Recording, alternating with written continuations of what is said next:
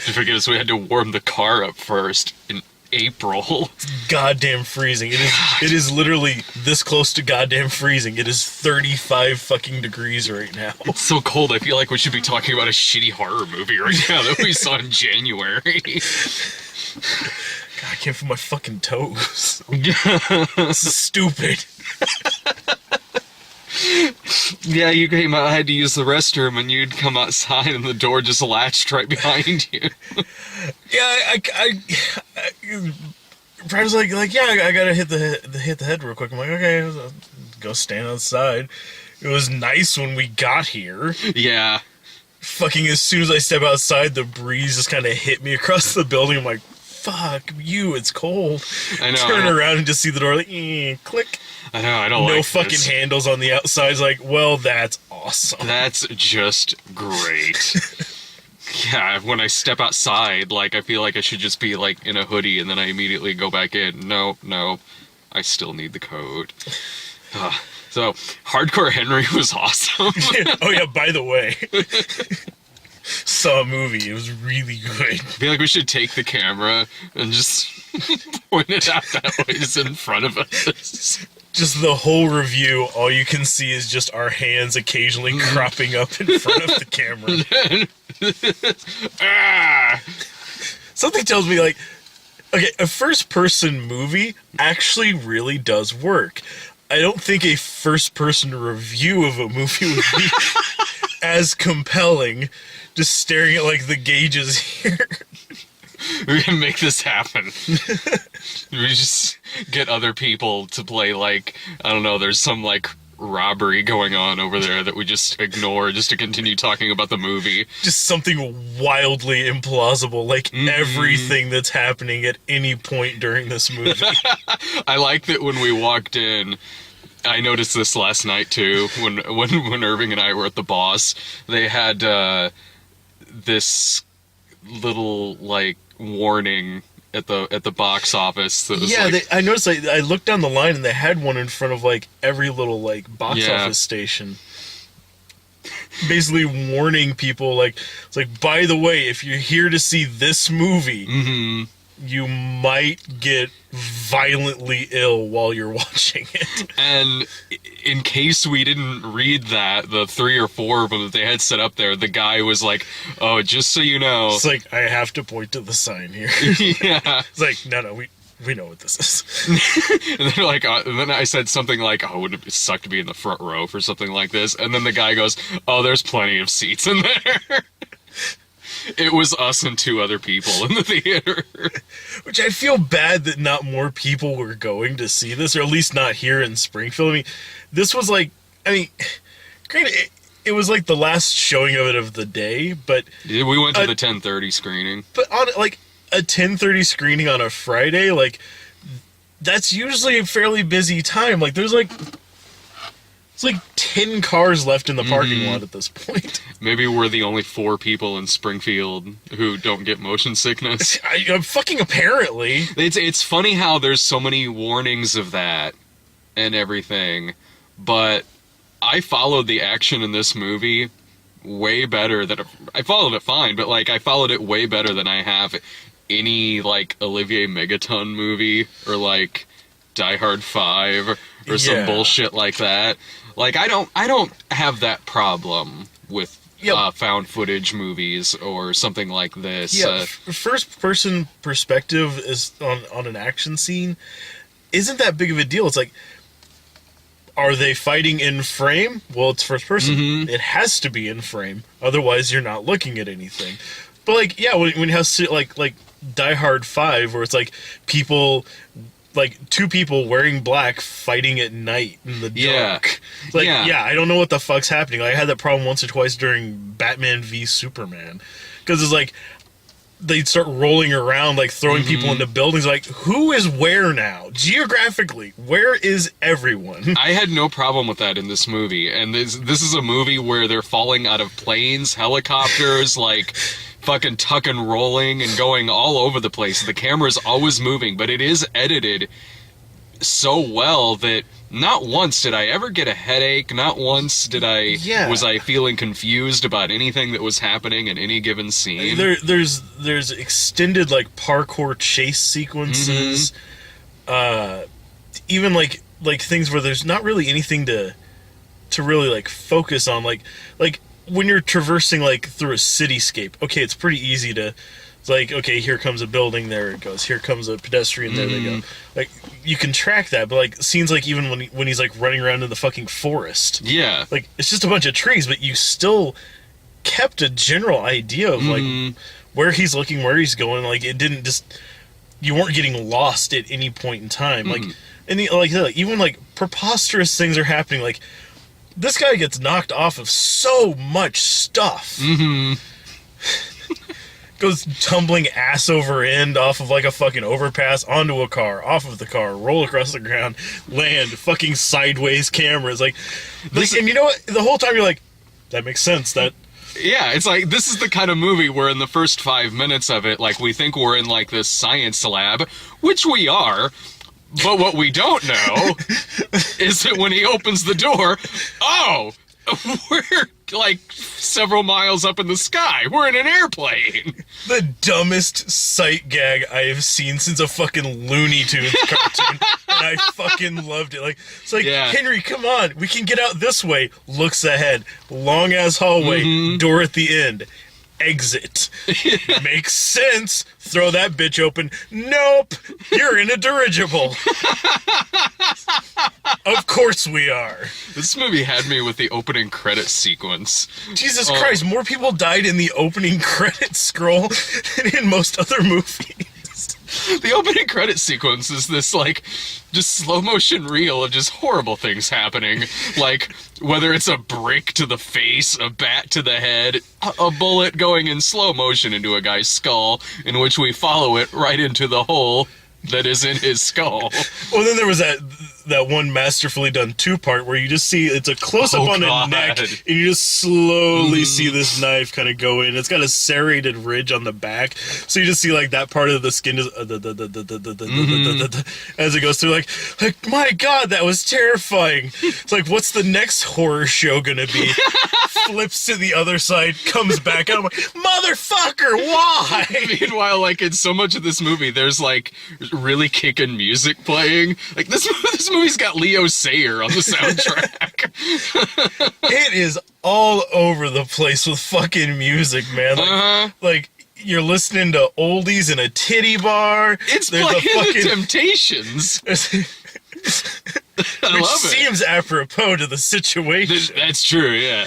But then, like, there's fight scenes on the backs of motorcycles where they're just like playing like weird like EDM music. Then that fucking extended like fight scene up there on the goddamn rooftop where at a point it just breaks down to playing Queen. It's like, this makes sense to me. Like, this feels completely natural at this point for that to happen. It's the way that the music is in this. I mean, there's certain parts where the song is actually playing like within the scene, like My Girl when it's playing that, but then like at the end with Queen, it is kind of like you're hanging out with your friend and you're watching him play a video game, and some music is like playing on the stereo. It's like, turn something on. I don't know. Yeah, all right, let me put on some Queen, but it works because it's like, you know, I'm having a really good time watching someone play this video game. This isn't a bad game.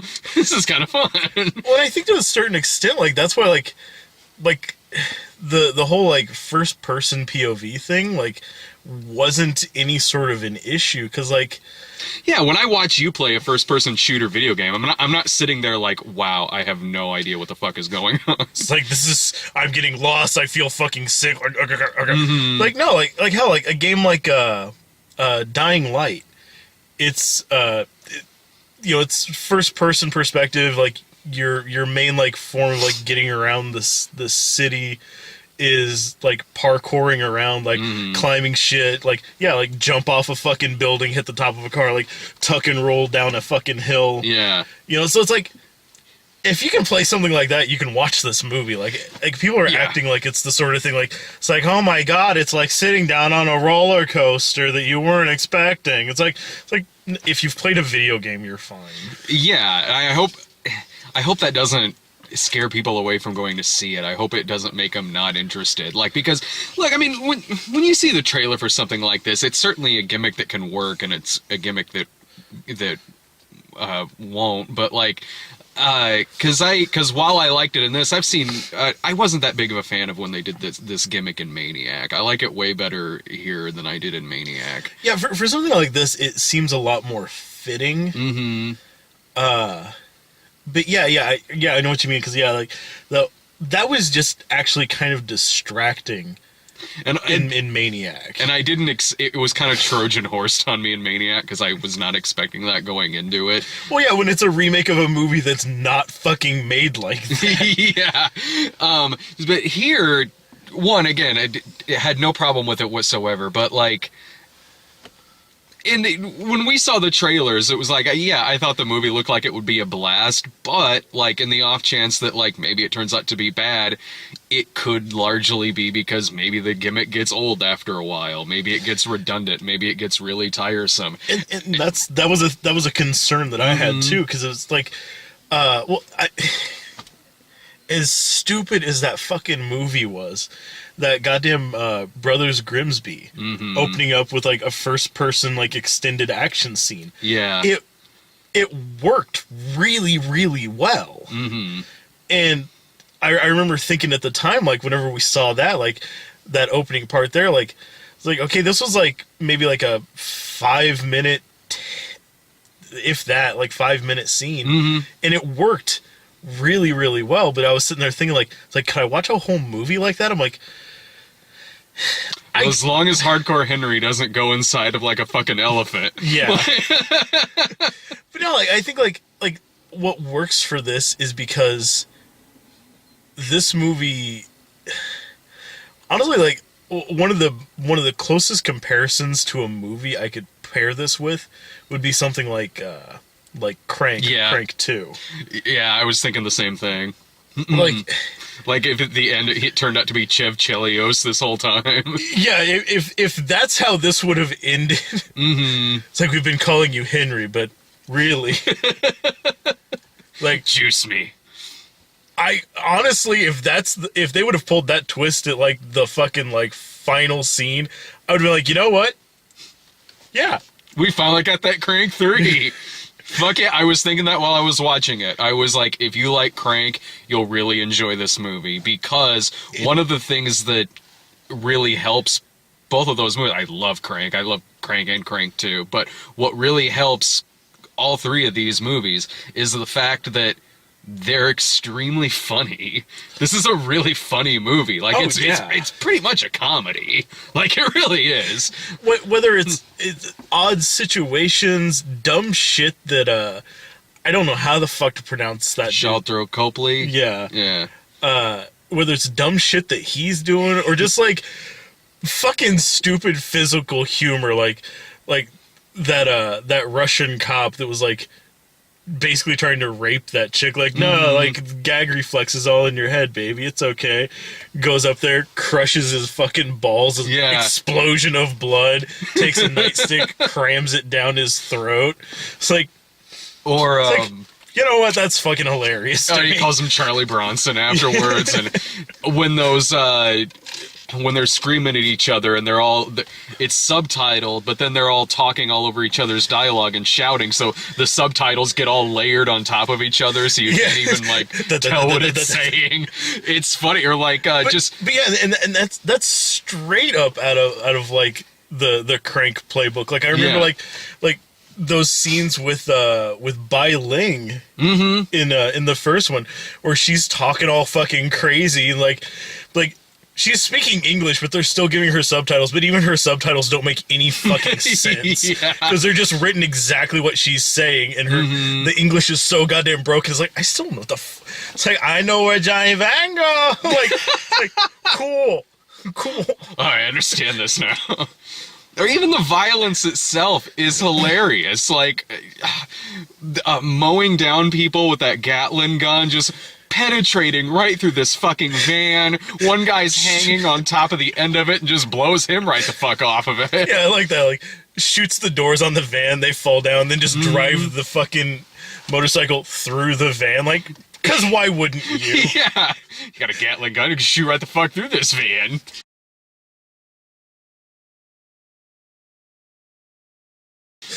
And then this villain who is like this albino Crispin Glover with like telekinesis and...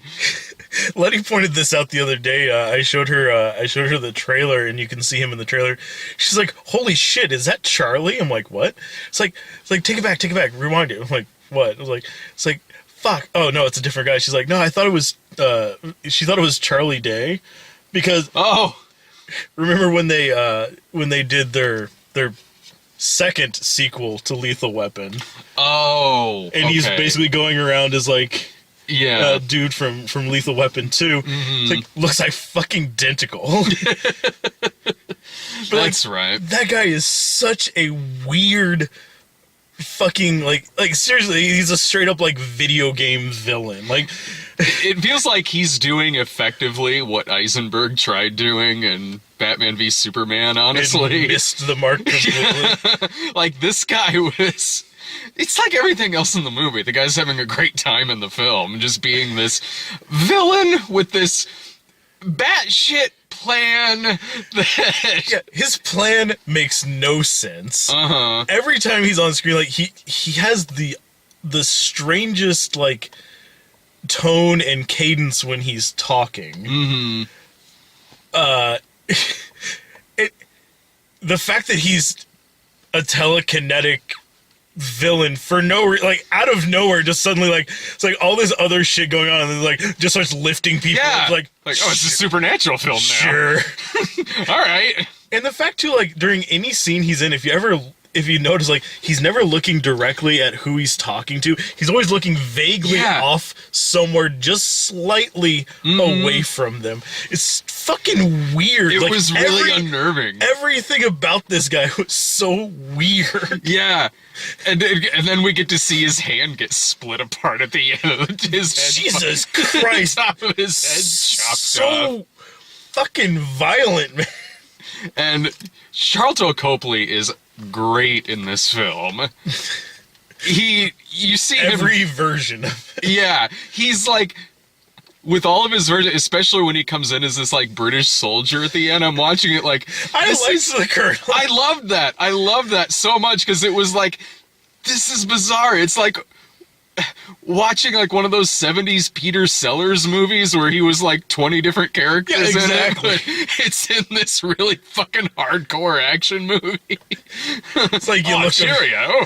Yeah, over here he's some like Brit like punk rocker from the fucking late 70s. Then another one, a hippie, a biker one. Yeah.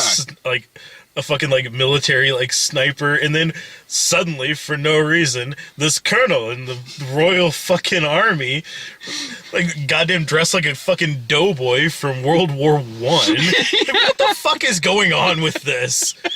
I was glad has a silly name for every single guy. Yeah, I was glad the colonel stuck around for a while. Because every version that you see him in this, he ends up dying some horrible way. Like, he's like... like mid-sentence. Every fucking time it's like, no, I gotta tell you something very, very important. You're gonna want to hear this. Pop! Right in the fucking skull. It's like... Cannot catch a fucking break with this guy. Leans out the window, flamethrower to the face. Why not? Of course, it was a guy standing outside with a flamethrower in the middle of the street. That fucking like he's practically like fucking Drexel from True Romance, where he's like coke snorting guy in the fucking strip club with all the hookers. Considering the situation, I find that one has like. that one lived so much longer than I would have expected. Yeah. I was really expecting after he took all the guns, it's like, don't worry, I'll hold him off. Open the door. Hell, I thought that he like fucking OD'd, like when he just walked away and passed out. Like, did he just die of a drug overdose this time? That one really has nothing to do with the villains. That's just some hard living. It reminds me of there's a scene in one of the I think it's in the first or second season of Venture Brothers where it's showing like all the times that Hank and Dean have died over the years. It's just been brought back as clones. And, like, they're always like really horrific things, like mauled by a tiger, or like fall off a cliff, or like set on fire. And there's one that just shows them sleeping, and it's like, oh, we had a gas leak that time. It's like, oh. Yeah, I was just at one point. That would be great if he just died of natural causes at one point. It's like that one just had a bad heart. It's really any time, honestly. Tim Roth pops up a couple of times in it to call us pussies. Yeah. That's the opening scene, actually. Tim Roth just looking right at us. You fucking pussy. What? It's like, we didn't do anything. We just got here, Tim Roth. You're so mean. Yeah. It's like, give me a break. I had to sit through the boss yesterday. Stop yelling at me. It's like one of those Sega CD games where they yell at you when you lose. Honestly, that is the best way to sum this up. Like, because like all the dialogue in this doesn't feel like yeah, the action itself, like the running and gunning and the parkour and everything, like it feels like you're playing like something like you're playing a newer video game, something like Dying Light, or even like shoot 'em ups like Left 4 Dead or something like that. But yeah, all the dialogue between like the other people, like, because everyone's always like grabbing him and getting like right in his face to tell him something, and then backing away. It's like pulling up the phone. Here, I need you to meet us right here. Hops on a horse. Bonanza music starts playing. It's like, because of course it was just landed next to a horse after getting kicked out of a helicopter. No, you are right about that dialogue, though. It's like play like fucking Double Switch. Like, you forgot to turn off the power box. Or shit, what was that one? The tank one. In the movie? No, in the Sega CD games. Oh, that was fuck. Because every time you fuck up, like, your teammates are there to yell at you. You get thrown in jail. Yeah, those like, bars slam in front of you. That colonel yelling at you. Shit, your uniform's green, but your color's yellow. That one was fun. Shit, yeah, I remember we used to play the shit out of that because we like getting yelled at by everybody. We let so many people down. Yeah, we really deserve to go to jail at the end of that game. Or goddamn like Sewer Shark. Yeah, Sewer Shark. Or the SWAT guy yelling at you when you let the girls die in Night Trap. It's like, well, how was I supposed to get outside? God damn it. Like, the movie, it works in every single area it's supposed to work. It's entertaining. It's hilarious.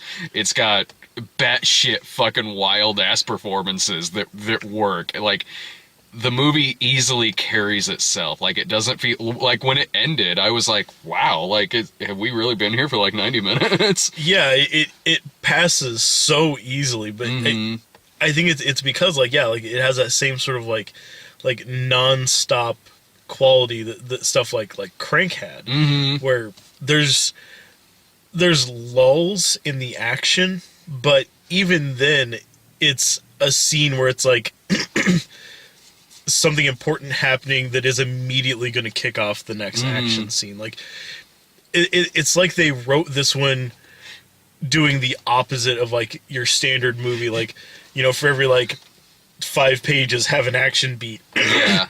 This felt like for every like 5 minutes have like a pause to have a conversation.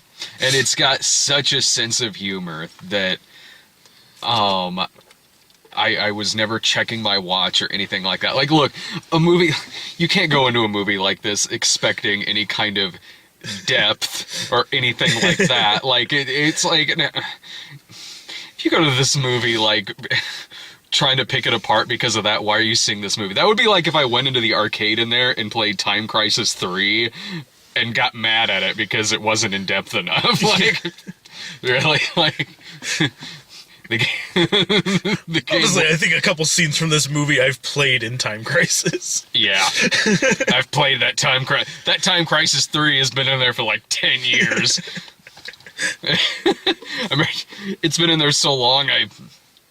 Dave and I did get to the end of it at one point, but that wasn't recent. That was like 10 years ago, because we just pumped. We had like an hour to kill for a movie, and we just pumped in a bunch of money and just saw through it to the end. I remember Dave doing that once before film. Like, he got here like way early. Mm-hmm. By the time I got here, it's like, oh yeah, no, I've been playing this for a while, and it's like, oh shit, the movie's about to start. He's like, oh, he's like, I still have like $5 in quarters. God. So he just started like pumping quarters into like the claw machine. Yeah. You could fill up the seat next to him with all the shit that he won. I remember really what we good were. At those. I remember what we were seeing. We had an hour to kill before The Punisher, the Tom Jane one. Because we saw like 2 movies that day, because I think that was the same day like Kill Bill Volume 2 came out. That sounds about right. Yeah, we saw Kill Bill Volume 2, had a while to kill, and then it's like Time Crisis 3. Feels appropriate considering the movie we're about to watch. Right? Like, after watching this, like, I'm like, it's like, shit, like, I've got like my gun con at home, like, I'll just hook up like Time Crisis on the PlayStation, just play that shit. Mm-hmm. I totally recommend this movie. Like, oh, absolutely. I do. Like, I mean, okay, if you are the type that gets huge motion sickness from, like, say, the trailer for the film or any found footage movie that you've seen or something like that, like, then, okay, yeah, you might, yeah. I mean, fucking definitely, like, go to the store, buy like some Dramamine. Uh-huh. Like, throw one of those down, wait an hour, and then go watch the fucking movie. Yeah, just take some medicine. You'll be fine.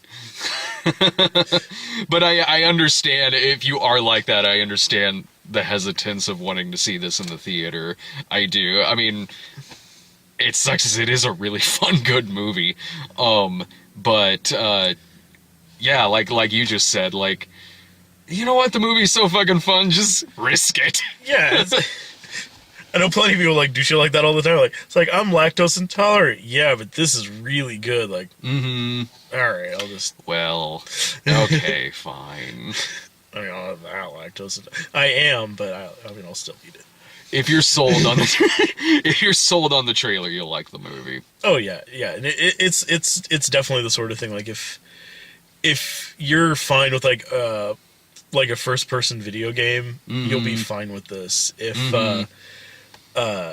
If you're looking for like crazy action that's up there with shit like The Raid, yeah, like this is for you. Or just if you're just looking for something that is absolutely different from anything else right now, like, fuck me, like, I would rather watch this twice in the same amount of time than go back and have to see that fucking Batman Superman. Oh God, yeah, same here. Like, if you're we could watch this movie twice and Batman v Superman would still be on. Like, what's happening? I don't know. Mopey bullshit still. Yeah. And dear God, does this movie deliver in so many ways that movie didn't. And even yeah, like if you need something to go see while your mom is probably wanting to see The Boss. It's like, come with me. Let's go to the movies. It'll be fun. No. It's like, oh, I'll meet you inside, Ma. And they just run back out and go in there. Mm-hmm. It's like, where were you? I couldn't find you in the dark. I was 3 rows back. What'd you think? Hilarious. Oh, it was great when Melissa McCarthy beat that guy in the skull with a brick. I mean, I assume it was her. We never saw him. Yes, the whole movie, it turns out it's Melissa McCarthy. Wouldn't that be a twist?